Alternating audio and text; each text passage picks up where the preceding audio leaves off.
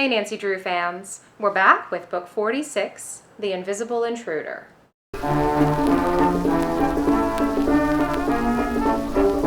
This is a really fun one, starting with a great premise. Nancy's old friend Helen Corning Brown and her husband Jim have put together a ghost hunting trip for summer vacation, and they invite Nancy and her friends to come along. They've identified 5 mystery locations: a camp, a medium's prophecy hut, 2 guest houses, and a private mansion, all recently plagued by strange happenings. When Ned arrives at the trip planning meeting, we get this gushing description.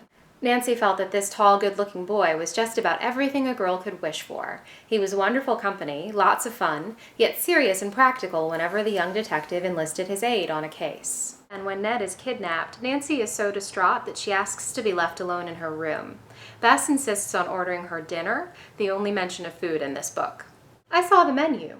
How about some jellied consomme, southern fried chicken, rice croquettes, beans with mushrooms au gratin, lettuce and cucumber salad, and a chocolate parfait for dessert?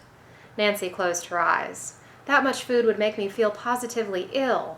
I'll just have a plain chicken sandwich, tea, and some fruit. Luckily, Ned soon calls to tell them he's okay. He's outsmarted the kidnappers, but Nancy insists on using the special system they've devised to make sure he's not being forced to lead them into a trap.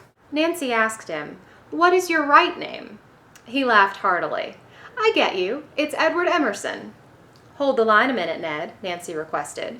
She turned to the other ghost hunters and said, "That means Ned is not a prisoner. If he had been, he would have said, 'I keep my middle name a secret.'"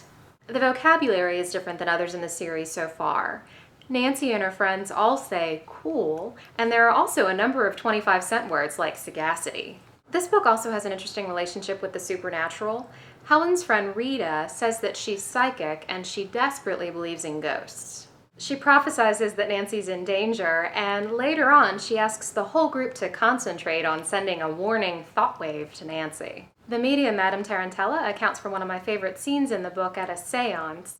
Presently, a man's deep voice said in a harsh whisper, "I was once in charge of the marriage license bureau in your town. Bess Marvin, I have a message for you from the spirit world. Soon you will be going to the license bureau to prepare for your own wedding." Bess buried her face in her hands. Then she leaned towards Nancy and began to cry.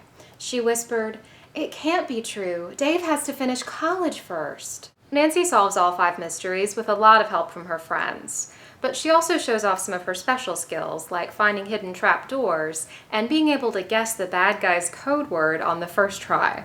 And once again, she even earns a compliment from one of the criminals. "You, Nancy Drew, you can be trusted. Keep my papers for me until I get out of prison."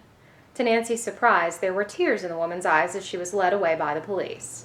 This week I need your help. There's a moment where the boys are telling jokes, and I don't get it.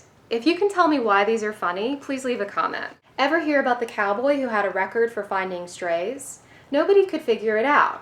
It seems one of the cows told him where they were after he'd learned to moo their language. "That's terrible," Dawn said with a groan. "Got a better one?" Jim asked. "Sure, about the cow who jumped over the moon and came down via the Milky Way." Next up, the mysterious mannequin.